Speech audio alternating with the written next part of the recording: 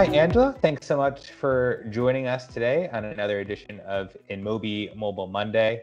I'm very excited to have you and in front of your expertise because today we're going to be talking on a very hot topic in our space, which is SKAdNetwork or SKAN.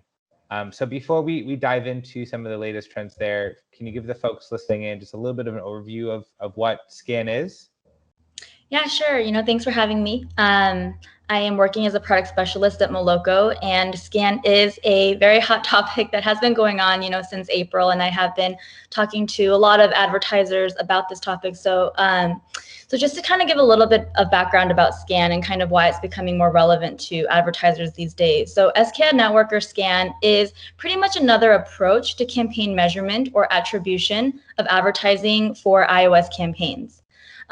SKAN has become more and more relevant when Apple first introduced their ATT or App Tracking Transparency Framework earlier this year at the end of April, along with their software update for iOS 14.5, which ultimately limits the access to the IDFA or the device IDs of users.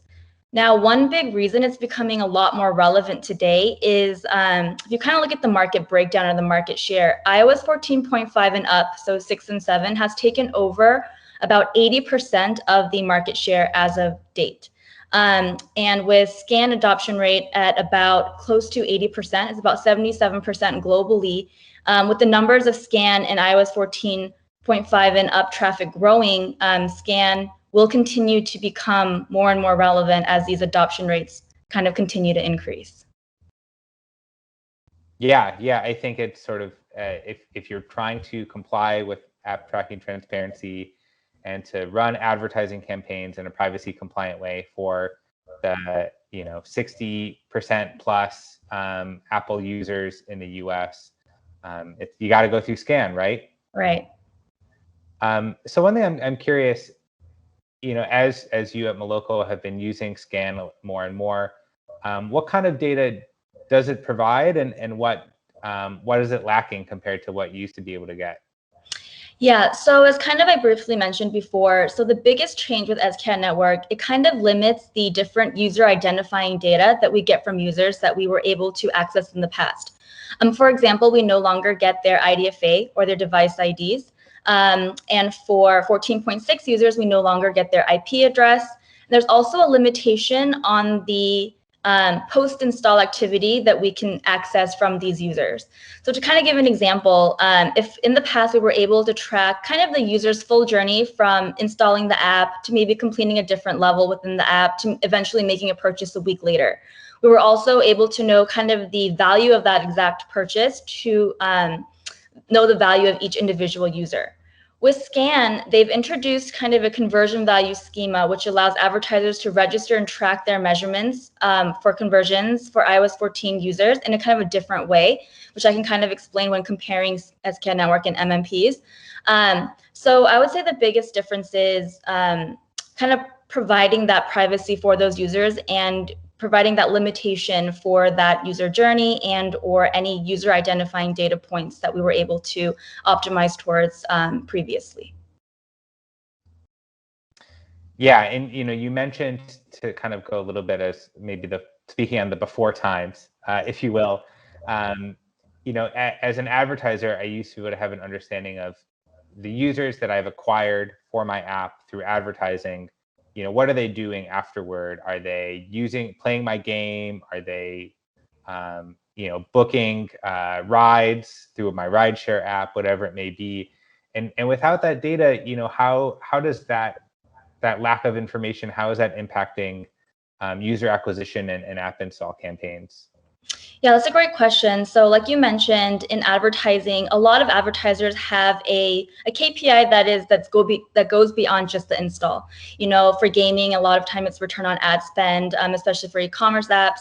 And it can be retention, it can just be level complete, it can be all these secondary kind of post-install events to make sure that we're not just targeting any user, but users that actually provide value to your app.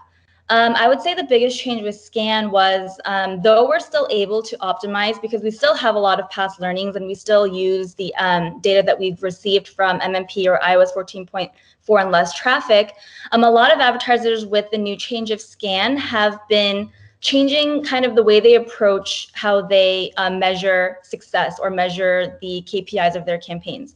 So previously for a game, to give an example, if it was measuring D7 ROAS, now it can maybe be just the D1 purchases. You know, because of the limitation of the attribution window and just the insights that we can see from the post-install events, they are kind of targeting more, I would say, upper funnel events as opposed to going deeper, being able to still track the conversions that will eventually lead to those deeper funnel conversions that they have in the past, because in the past, they were able to track the whole journey. So you kind of know if they were to add to cart, they probably, you know, within a few days might make a purchase, or, you know, if they register their card, maybe they'll book a ride. And so you kind of have these data points that you're still able to optimize towards, though it's limiting us from optimizing towards that deeper level funnel as we were able to before. Yeah, now maybe you can see if I know I'm getting a lot of users from a particular ad campaign, I can take a look to see what's happening kind of very immediately in my app. Right. But, you know, I don't know if, you know, down the line, if those users, are they sticking around? Are they making purchases? Yeah, I guess it's hard to deal with that lack of data if you've done so much optimization with it before.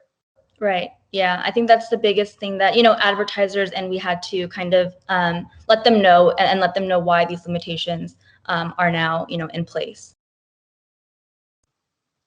So one thing I'm curious about, so we know that SKAdNetwork is really, you know, how you're going to be targeting users on iOS who have are not allowing their device level identifier, the IDFA, to be tracked, but some people are opting in.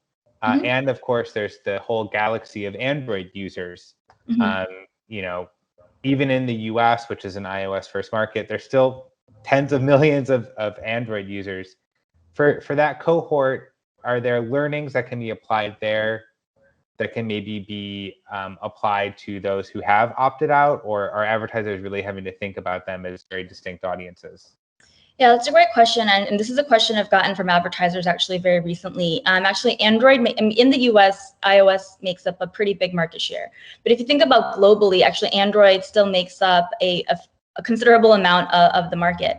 And so I think there's a few things there.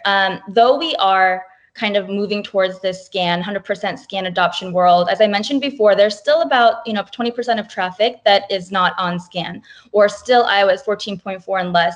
And those are still data points that we can get to train our models. And then you've also mentioned there is a percentage of users. There's about a 40% opt-in rate, but now that has to happen both on the publisher side, so on the app that you are being targeted, as well as the app that you download. So it's about, I would say roughly about a 15-16% opt-in rate of users that we still get their user identifying data, such as an IDFA. So kind of by combining everything, I think we still are able to train and target these users. When it comes to Android, that is something that we do want to explore, especially when we're moving into a completely SKAN world where we have to solely rely on conversion value schemas and SKAdNetwork postbacks. We do want to see, is there a correlation of users on the Android side or any learnings that we can use or apply to the iOS side? I would say right now it's a little bit early to say, if there's anything that is tangible that we can actually apply, but that is something we do want to look into. The only thing at Moloco is we are a very user targeting DSP. We like to focus on each individual and kind of the prediction of that specific user making a install or a post-install activity, and we weren't as dependent on publisher level learnings or creative level learnings. It was very targeted toward that user. And so I think that we would have to definitely explore if the different user behaviors of Android and iOS users, different user behaviors on different publishers, just to really see if there is a correlation that we can use. But that is definitely something that I have been getting from advertisers because they have so much Android learnings, and with iOS becoming more and more limited, they want to try to source that information from other sources. Yeah. Yeah, I think machine learning algorithms in ad tech have become so advanced over the past 5-10 years, and I think it's just a matter of retraining these algorithms that we've used with just different data sets and different information. So one thing I want to get going back to SKAN a little bit. You mentioned that there was some recent changes that Apple had made with SKAN 2.2. So you mentioned IP addresses. What are some of the changes that were happening there, and how is that impacting advertising? Yeah, so with SKAN 2.2, I think there are a few big changes that were introduced with SKAN 2.2. I think one of the biggest ones was also allowing VT installs. So we're currently seeing for these postbacks that we're getting from SKAN 2.2, we're seeing a VT rate for about 40% of installs are coming from a VT. However, when you look at kind of the landscape of the publishers of SKAN, only about 20%, about 21% of publishers are actually on SKAN 2.2, meaning that 80% is still at a lower version. And so though this is great, it does kind of indicate that we might be currently underreporting installs that are potentially coming from VT that we're not getting attributed right now, since 80% of publishers have yet updated to SKAN 2.2. So we are kind of hopeful that as more and more there is a higher adoption rate of this, we can kind of see an increase of performance as they allow VT, since we're seeing a pretty high VT rate. In terms of the IP address, that was something that we were using as a kind of a contextual clue, to kind of say, we don't have that user identifying data, but we still like to use IP addresses or something else to kind of target the users. But with that gone, I think, like I said, we still have a lot of the learnings from 14.4 and less. We still have MMP traffic alongside SKAN, as well as the opted-in users. So kind of a mix of that is still showing pretty good performance for our UA campaigns, and we haven't really seen an impact thus far, Yeah, it's sort of, it feels like Apple is kind of giving, they're giving and taking away, providing that view through attribution, but saying like, well, like if you're targeting someone individually through the device, you can't do it through IDFA or an IP address. Mm-hmm. Right, yeah. So one thing I think has been very interesting, we've kind of talked about this before, is how, things are how it is working with the MMPs, with those mobile measurement partners, those mobile measurement platforms, because they are still in the mix somewhat. So can you kind of highlight a little bit of how, say, like a DSP like Moloco was working with MMPs before, and what that relationship is like now? Yeah, I would say it's still pretty similar. I think with our current with the SKAdNetwork, with 2.2, another change that we're expecting is right now we're getting the postbacks from Apple, and then we're sending it to the MMPs. I think one change expected with 3.0 is that advertisers will be able to get these postbacks directly, and not necessarily through the MMPs if they don't want to. I think MMPs, in terms of the advertiser side, it's still something that they're very used to. It aggregates all of their data from their different partners. But I think one thing that we've kind of worked on is with the SKAN and with the reporting side and everything, we've had to figure out a way to kind of report this to our users and our advertisers, apart from just relying on the MMP data. So what we're able to do is, though we can't report such granular data as we were able to in the past, installs, actions, we're able to kind of separate based on attribution type. So they can kind of see the breakdown of their reports from the MMP side and the SKAN side. I would say in terms of when we talk to a lot of the MMPs, our numbers are pretty in sync. So it just creates another level of, just to make sure that the numbers are the same, make sure that we're still getting the same conversion value distribution, making sure that our impressions, because there have been advertisers that have been worried of like discrepancy coming from, with SKAN. Are we not getting certain installs? Are we not being attributed certain actions due to the limitations? But I would say that a big thing we are working on is kind of the reporting side, so that we can kind of provide that extra level of maybe security for them to kind of check with their MMPs. But most advertisers, I would say, are still using their MMPs as kind of a way to aggregate all of the performances and all the different data from all of their different media partners that they're using. Yeah, that's definitely interesting to hear. I think there was sort of this worry when Apple, first announced their intentions around ATT, that maybe this would be the end of MMPs, and it sounds like that's definitely not the case. Yeah, I mean, I've definitely heard that as well, but we definitely work with them, and we definitely, I think it's definitely up to the advertiser. Like I said, they're still comfortable with MMPs and kind of having all that data. Now, the future of how it's going to go, if we directly work with advertisers and/or if Apple directly starts sending these prospects to the advertisers directly, it does create, a question of the need for MMPs. But I think that, there's still Android. There's still a lot of advertisers that want one place to look at all that data. And so we definitely, it depends on what the advertiser wants. And it seems like they are still somewhat depending on MMPs to kind of do that breakdown for them. Sure, that makes sense. So I kind of want to dive into the heart of the matter here. Obviously the big changes here are really impacting the advertisers. Just about any brand who is running any kind of advertising on iOS is now going to have to be thinking about SKAdNetwork. So how have the advertisers been reacting so far? Yeah, so I would say especially kind of on the US side, our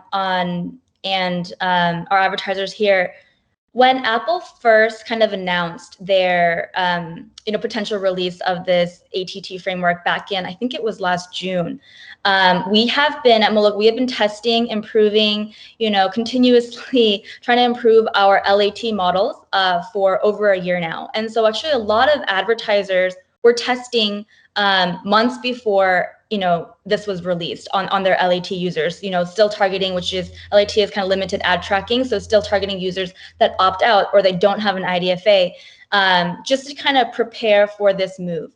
So in terms of performance wise, if you look at the lower level events of just install CPIs, I think that we are still pretty stable, and there hasn't been a big issue there. I think the biggest change with advertisers, as I kind of touched on before, is figuring out the newest way or the best way to measure their campaign success. What does campaign success look like? If it used to be D7 ROAS, is it going to be, purchases now? Is it going to be D1 ROAS now? And then does conversion value schemas, does that really define the success of a media partner? Whereas before it was very easy to see based on those KPIs of what media partner is performing better, how to allocate budget. But I think the biggest change here that advertisers have to deal with is pretty much just figuring out how to measure the success of their campaigns with the conversion value schemas, and with just the limitation of the reporting that we are now getting back from SKAN. Yeah, I think that's really interesting. You mentioned, they had a lot of advertisers that were really prepared. Like we had run tests, and now it's just a matter of they're not necessarily rethinking, in-app advertising, but just how are we? Exactly. We're going to keep our budgets the same, but just measure it differently.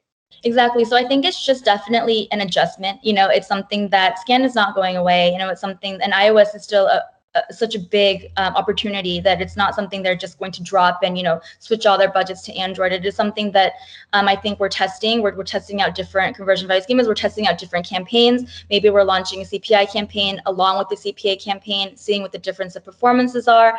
And I think it's just kind of figuring out different ways to measure and just kind of adapting to what SKAN has provided in this this big industry change that they kind of Yeah, it's a lot of changes, but I think you definitely have noticed this. It's just that the audience is too big, it's too valuable. You really can't ignore it. Right. Exactly. You just have to learn to adjust. Exactly, and I think that's what us and all of our advertisers are just trying to do. Sure. So I'm curious from the Moloco side, how has it been, running, especially UA and app install campaigns, through SKAdNetwork? Yeah, so as I mentioned, right now it's kind of an interesting time because we're not on a full 100% adoption rate, right? So we have still about a little bit less than 30% of inventories that are not SKAN compatible. We have still a fraction of traffic that is not on iOS 14.5, so they still have an IDFA. There is a fraction of traffic that does opt in despite there being, them being on 14.5 and it being a SKAN. And so there's kind of this overlap of, I would say, different types of traffic groups. And I think right now that is working in our benefit because we're still able to learn from all of them. It's not that we had to just drop, go from this MMP data and just go to SKAN in, this kind of provide a transition period, right? And so throughout this transition, we're still able to, while we're figuring out how to target with SKAN, how to incorporate those post specs in our models, how to optimize towards conversion value schemas, we are still getting that data that we've always gotten and being able to kind of mix it and kind of having our models learn, mature while there's an overlap, I think has definitely been something that has been, a benefit or kind of a blessing, I would say, in this transition phase, because it would have definitely been difficult to kind of stop cold turkey, and move to this new just kind of SKAN targeting type of modeling. But yeah, so I would say right now, because we definitely have that overlap, it's still using a fraction of our old data, our old models, as well as training our new to kind of best target for our UA campaigns. Yeah, I think it's really interesting that you mentioned that. I know, prior to iOS 14.5 being released in April, there was no shortage of, semi-apocalyptic headlines of right. In-app advertising is going to fall by the wayside, and it's definitely been far from the truth. Right. Yeah. So you mentioned a little bit of some of the upcoming changes to SKAN 3.0, which will be the latest version that Apple will release sometime, hopefully in the near future. Can you talk a little bit about what some of the expected changes are based on what you're seeing, or at least some of the changes that you would like SKAN 3.0 to make? Yeah, so I think just based on what we know, factually, a few changes will be, as I mentioned before, that the post specs will be directly sent to the advertisers in addition to us. So if the advertiser wants, they can technically bypass the MMPs and we don't need to send it that way. They have access to those post specs directly. Another change is that we're expecting is kind of a loss alert, or kind of that bid win for impressions for ad networks that maybe were eligible or that bid in the auction for that impression but did not win. I think it'd be interesting to see if there's anything that we can do with that data, because we like to incorporate all the data that we get from post specs, and with it being a limitation for SKAN, it will be interesting to kind of see how we can use the different data points that Apple or SKAN does eventually, decide to send back to us. With 3.0, I mean, I'm still waiting for the full adoption of 2.2. Like I said, VT is a big one, so it is a little bit slower than we would like. So I don't know exactly what else to expect for 3.0. But yeah, it does seem like Apple is slowly making, or SKAdNetwork is making, small improvements, adjustments to the market needs, with VT and maybe these loss alerts and, sending those post specs back to advertisers. They are slowly adjusting and making some changes. So I do want to stay hopeful. And, as we get more and more versions, I mean, just in the last 6 months or, the last few months the SKAN has been out, we've had already 2 or 3 updates. And so it's hard to say where it's going, but we're hoping that we can still get more and more data points that we can use and incorporate in our learnings. Yeah, I think it's been interesting to see the evolution of SKAN. Certainly there were some within the ad tech space who thought Apple was just really kind of trying to take the independent ad tech ecosystem out, and I think the evolution of SKAN has shown that quite the opposite is true, that they're definitely willing to be supportive and to keep this industry going. Mm-hmm. Exactly. So I know you brought this up a few times. Topic is SKAN is such a big point, and it seems like that's how advertising and iOS is moving forward. And yet, so many publishers are not adopting SKAN, or not adopting the latest version of SKAN. So what's the holdup? Yeah, so just in SKAN in general, as I mentioned, about 77% of our bid requests that I can see are coming from SKAN compatible inventories. To be honest, I'm not sure what is preventing, or that 100% adoption rate, because with iOS 14.5, it's going to help the publishers. You want to be on SKAN because you don't want to miss out on these iOS campaigns. So I don't know, but I do think that one thing we do need to understand was this is a very big industry change. You know, the exchanges need to release their updated SDKs, which have to be released on that app. And then the user needs to make sure that they update that app to get the newest version of that SDK.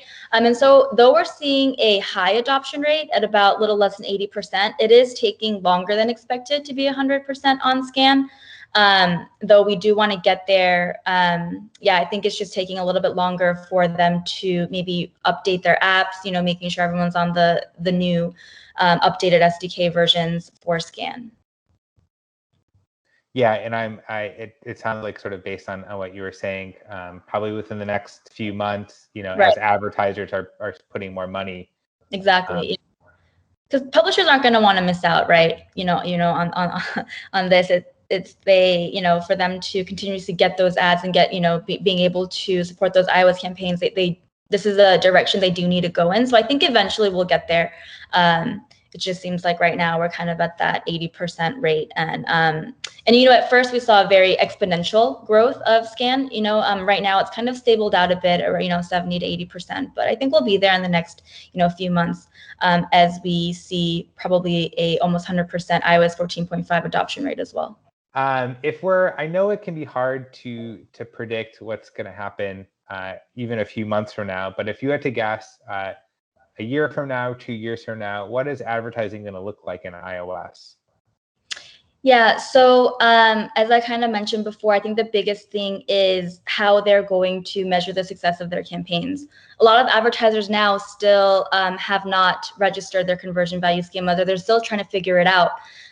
You know, for ROAS schemas, is it better to do revenue buckets? You know, is it better to just do what kind of events are important, because you have a limitation of 63 events that you can register. I think the more as advertisers get more and more comfortable with kind of the distribution and kind of figuring out how to measure their campaigns, I think that they're going to still definitely increase more budget. I think advertisers, they were testing and then they kind of backed off, and now they're kind of getting more comfortable again. And so I would say in terms of the advertising side, it's still gonna go back to normal. You know, there's still gonna be full iOS budgets. We're still gonna be targeting the same goals. It's still gonna be, you know, ROAS optimization, CPA optimization, install optimization. It's just going to be a difference of, like I said, how we want to measure that, how we can look at the different conversion value distributions to say, okay, this is what a good media channel looks like. This is what a good, you know, this is how we should allocate budget, because this is what is meeting our expectations or kind of meeting our goals. And so I would say in terms of the optimization side, there won't be any changes. I don't think they're going to fully change from, you know, a ROAS campaign to only CPI campaigns. They're going to definitely figure out the best way to set up their schemas and set up their measurements to still best evaluate the users and the conversions that they're getting through their different partners.